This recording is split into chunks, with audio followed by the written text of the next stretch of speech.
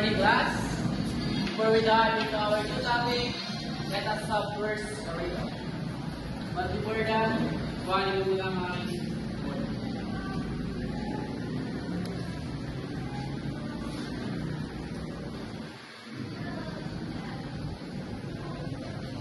May inanda pala akong mga katanungan sa inyo. So, here's the question.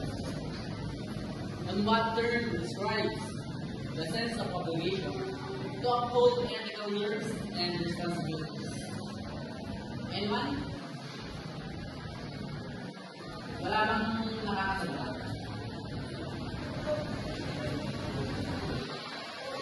It is also the internal drive to fulfill our moral.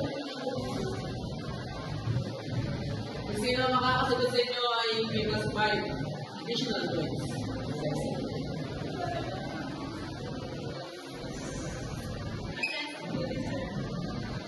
Correct. Exactly. Plus 5 additional points class. Exactly. Being an honor student, hindi naman talaga siya masaya or nakakalungkot. For me, mas nakaka-pressure pa nga dahil napakadaming responsibilidad at mga gawain kesa sa isang normal na estudyante. Dahil ikaw ang inaasahan nila. Sunod-sunod ang mga activities, exam, kasabay pa ang mga projects na hindi mo alam kung matatapos mo pa in time. So class, naman ang basahan ng inyong projects. Kapag hindi kayo na magpasa, hindi kayo talaga. Kasi dapat may naman talaga ako. But sir, next Monday na lang yung exam natin. Yes, kailangan nyo ipasa ang project na yan before the examination. Kasi kung hindi ko kayo bibigyan ng exam. At saka, meron na lamang kayo isang araw para gawin ang project na yan. Class, dismiss.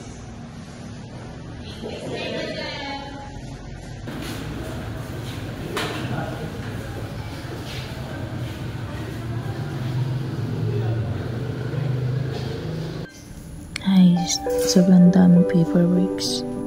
Sobrang dami pang dapat gawin. Hindi ko na alam kung anong dapat unahin. Tapusin mo na ba mga projects na pinapagawa or mag-review for examination tomorrow?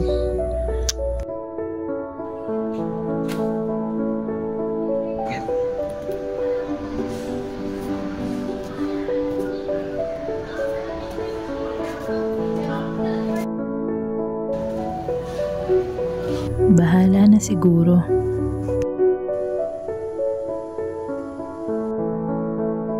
Hala, hindi ko kayang tapusin to. Ang dami ko pang re-reviewin. Pero bukas na to ipapasa. Magre-review pa ako. Kailangan ko tong tapusin.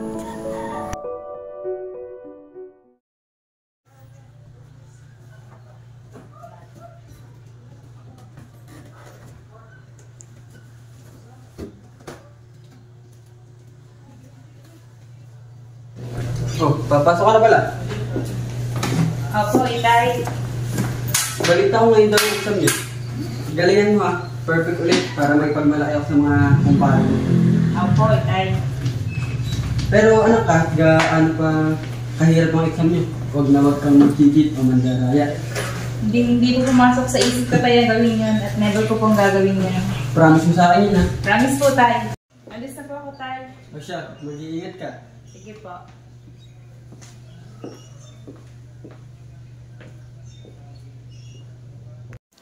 Natapos ko nga mga projects ko.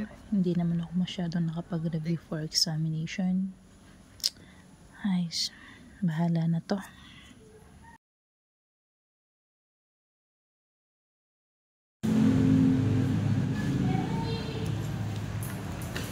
Okay class, let us start the examination.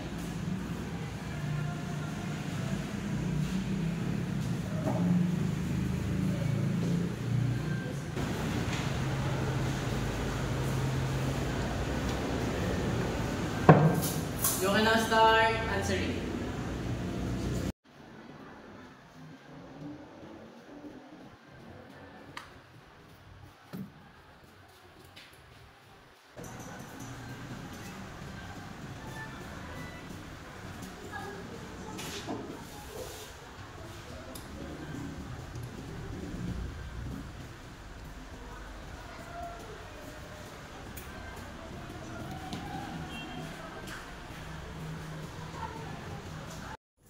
Kakunti na lang ang nagtitake ng exam. Unti-unti na natatapos ang bawat isa. Nauubos ng oras at hindi pa rin ako natatapos.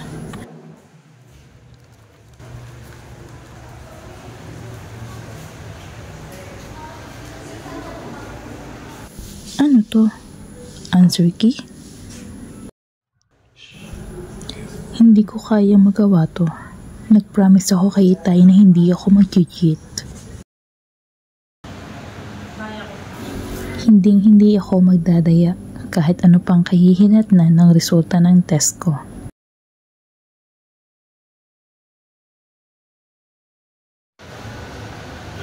I'm done checking your papers and surprisingly, dalawa ang naka-highest score sa inyo. At isa rito ay perfect. Jermaine, you got 60 over 60.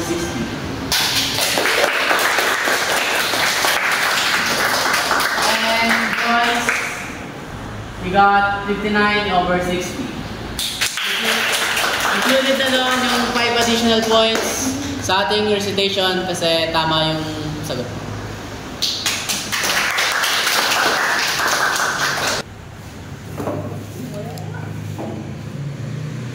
Congrats sa ating dalawa. Akala niya siguro, kinapi ako yung answer key niya. Siguro, ako ang highest kung hindi siya nagdaya. Pero okay lang yun, may kasabihan nga.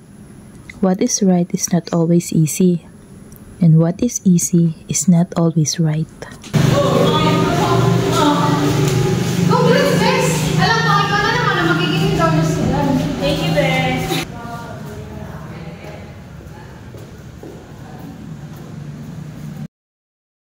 Hi, at least nagawa ko na yung mga responsibilities ko fairly at hindi ako nagdaya just like what I promised kay Itay. But I'm still grateful I've got higher scores even without cheating. Thank you, Lord.